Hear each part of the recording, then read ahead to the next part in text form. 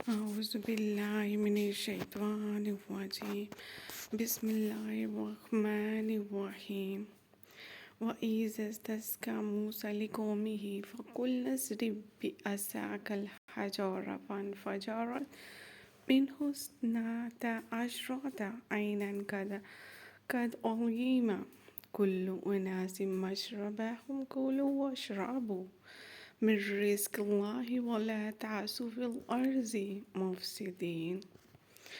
من اور سلوا کو ایک کھانا اس لیے قرار دیا کہ روزانہ یہی کھانے کو ملتا تھا، اس میں کوئی تبدیلی نہیں ہوتی تھی۔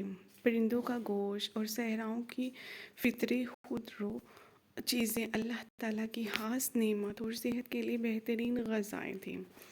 پھر انہیں آزادی اور فراغت حاصل تھی جس میں وہ علم حاصل کر سکتے تھے اور جہاد کی تیاری کر کے عزت و دار حاصل کر سکتے تھے، مگر انہوں نے ان نعمتوں کی قدر نہ کی۔ ان چیزوں کا تقاضا کرنے لگے جن کے وہ زمانہ غلامی میں عادی تھے اور جو آزاد فضا میں ملنے والی من و سلوا کے مقابلے میں بالکل ہیج تھی۔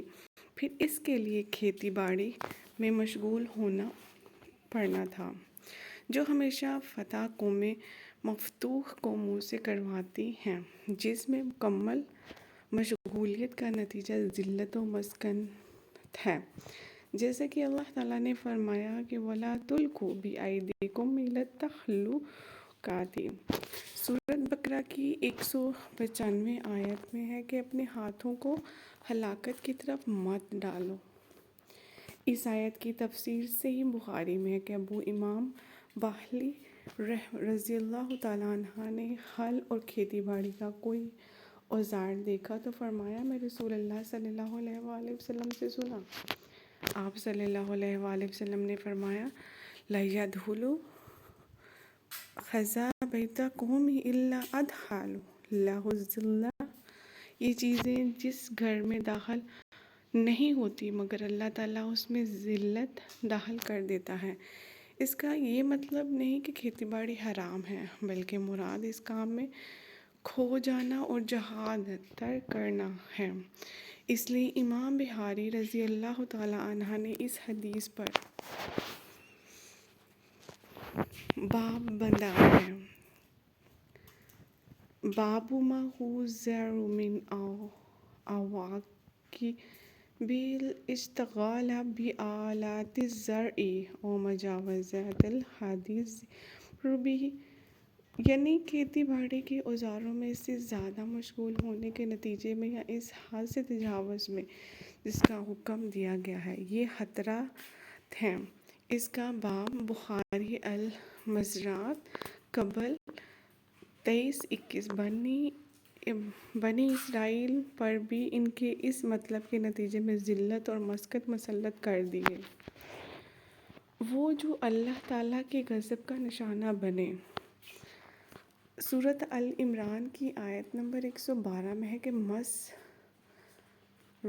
میں تنوین تخویل یعنی خوفناکی کے اظہار کے لیے، اس لیے ترجمہ جو ہوتا ہے وہ باری غضب کیا گیا ہے۔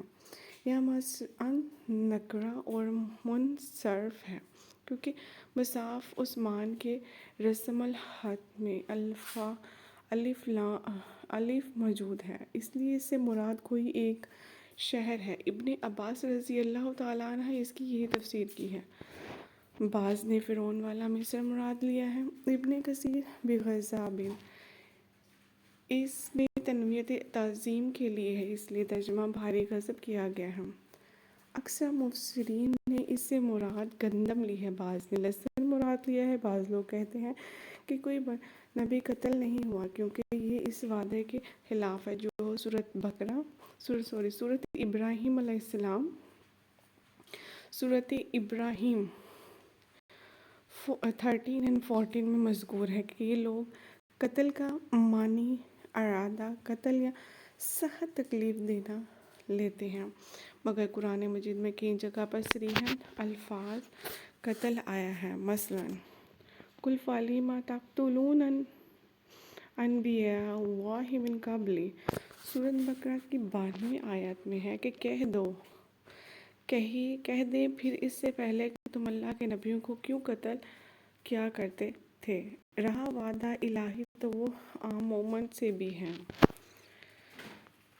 سورۃ نور کی 55 آیت میں اس کا یہ مطلب نہیں کہ کوئی مومن قتل نہیں ہوا، یقیناً کئی مومن قتل، کئی انبیاء بھی، خود ہمارے نبی صلی اللہ علیہ وآلہ وسلم کو یہودی کے ہاتھوں شہادت نصیب ہوئی۔ عائشہ رضی اللہ تعالیٰ فرماتی ہے رسول اللہ صلی اللہ علیہ وآلہ وسلم اس بیماری میں جس میں فوت ہوئے فرماتے تھے کہ میں ہمیشہ اس کھانے کی تکلیف محسوس کرتا رہا، اور یہ وقت کہ میں نے اس زہر سے اپنے دل کی رگ کا کاٹ جانا محسوس کیا۔ رسول اللہ صلی اللہ علیہ وآلہ وسلم نے فرمایا قیامت کے دن سب سے سخت عذاب والا وہ آدمی ہے جسے کسی نبی نے قتل کیا یا اس نے کسی نبی کو قتل کیا اور گمراہی کا ایمان اور مظہور میں سے ہے۔